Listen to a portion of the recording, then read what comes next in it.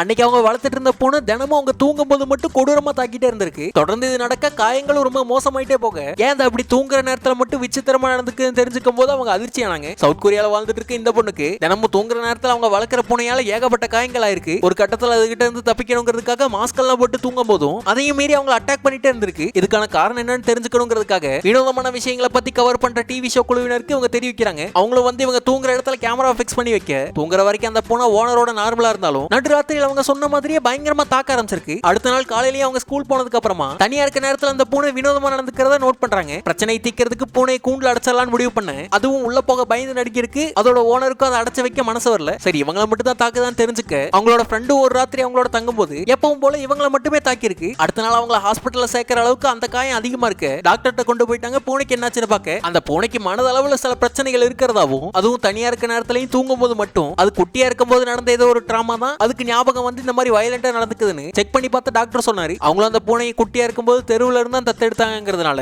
அது குட்டியா தனிமையில இருக்கும்போது தான் எதையோ பார்த்து பயந்துருக்குன்னு தெரிஞ்சுக்கிட்டு அந்த பிரச்சனையை சரி பண்ண பார்த்தாங்க. டாக்டர் சொன்ன மாதிரி அது தூங்குறதுக்கு முன்னாடி சாப்பிடுற மீல்ல ஒரு சில மெடிசன்களை கலந்து கொடுத்ததோட அது குடிக்கிற தண்ணியில் நிம்மதியா தூங்குறதுக்கான மெடிசனையும் தூங்கும்போது அதை அமைதியா வச்சிருக்கிறதுக்கான மியூசிக்கையும் போட்டு விட சொல்ல பல மாதங்களுக்கு அப்புறமா முறையா அவங்க நிம்மதியா தூங்கி எந்திரிச்சாங்க. பூனை அவங்க அட்டாக் பண்றது அதுக்கப்புறம் நிறுத்திருச்சு.